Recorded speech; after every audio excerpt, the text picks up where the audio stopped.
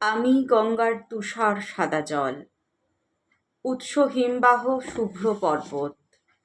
যখন উঁচু থেকে নামছিলাম আমি, প্রবল জলধারা ধারণ করলেন স্বয়ং মহাদেব রূপলি হিমালয়। মুক্ত সেই ঋতু, মুক্ত জলবায়ু, স্বচ্ছ সুন্দর কাচের মতো জলে সকালে মুখ দেখে পাহাড়ি কন্যারা। ক্রমশ সমতল, ক্রমশ জনপদ, ক্রমশ নামলাম ঘিঞ্জি লোকালয়ে। জনতা স্নান করে, আমার জলরাশি সাবানে ভরে যায়, ময়লা হয়।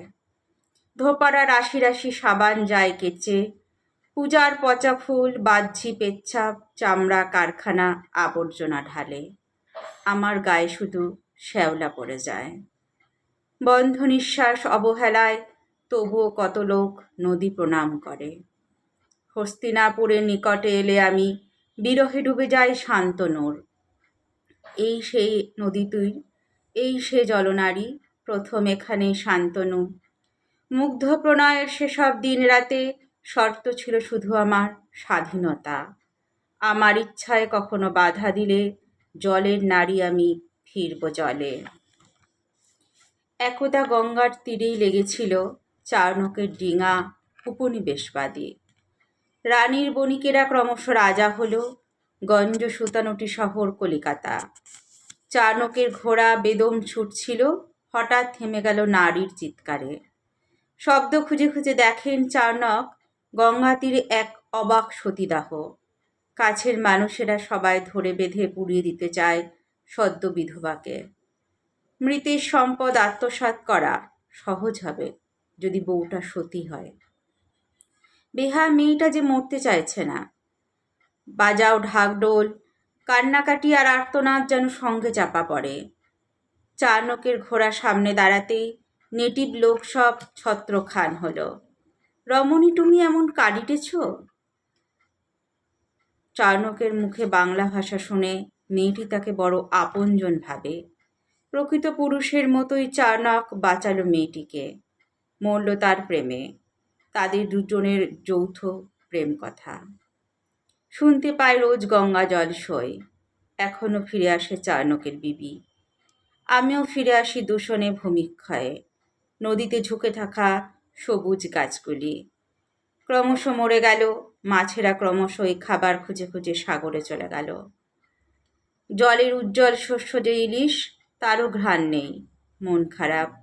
শ্রীরামপুর, হালিশহর, টিটাগড়ে নৌকোগুলি যেন বিষাদ সঙ্গীত।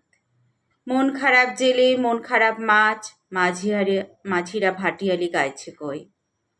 আমার তীরে তীরে পথের গণিকারা আদিম কৌশলে পথের বাবু ধরে। একটি সন্ধ্যা 100 টাকা পেলে পুলিশ 40, দালাল মস্তান এবং বাড়িওয়ালা বকরা 40। থাকলো 20 টাকা অভাগী মেয়েটির। সবজি, চাল ডাল এবং ওষুধের, তাছাড়া বুড়ো বাবা, দুবলা সন্তান। তাদের বাঁচবার সুস্থ অধিকার জনতা কেড়ে নেয় যৌন পেশা দেখে।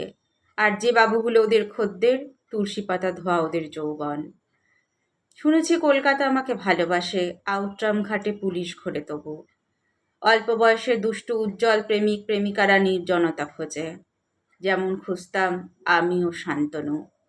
হঠাৎ মনে হয় কলকাতায় আজ মোহিনী রূপ ধরে দাঁড়াই একবার। মুগ্ধ হোক আজও নতুন শান্তনু। আমার শরীরের মধ্যে জেগে থাক বিপ্লবের গান শ্রী মেধা পাটেকর। গঙ্গা তোমাদের কন্যা, যাকে রোজ চাবুক মারা হয় শ্বশুর ঘরে। গঙ্গা তোমাদের জননী, রোজ যার পায়ের তলা থেকে জমিটা সরে যায়। গঙ্গা তোমাদের ঘরণী, যাকে ঘর ছাড়তে হয় স্বামী পুত্র ফেলে রেখে। গঙ্গা তোমাদের বাল্য সঙ্গিনী, পাঁচালী, ব্রতকথা, কাশীর ঘাট। গঙ্গা তীরে ধরে আজও হেঁটে যান রবি ঠাকুর আর নতুন বৌঠান। গঙ্গা তোমাদের বাঁচিয়ে রেখেছিল, তোমরা গঙ্গাকে বাঁচাতে পারছো না। আমার চাই আজ বন্ধু একজন, রাজদ্বারে আর শ্মশানে সম্পদে। তোমাকে চাই আমি হে মেধা পাটেকর। সবুজ নারী, তুমি আমার হাত ধরো, নতুন গঙ্গার জন্ম দাও। শুনলেন কবি মল্লিকা সেনগুপ্তর কবিতা গঙ্গা জন্ম। কবিতা পাঠে আমি মৌমিতা পাল। নমস্কার। কবিতা পাঠ কেমন লাগলো অবশ্যই জানাবেন। শুনলেন গঙ্গা জন্ম কবিতা। ধন্যবাদ জানাই।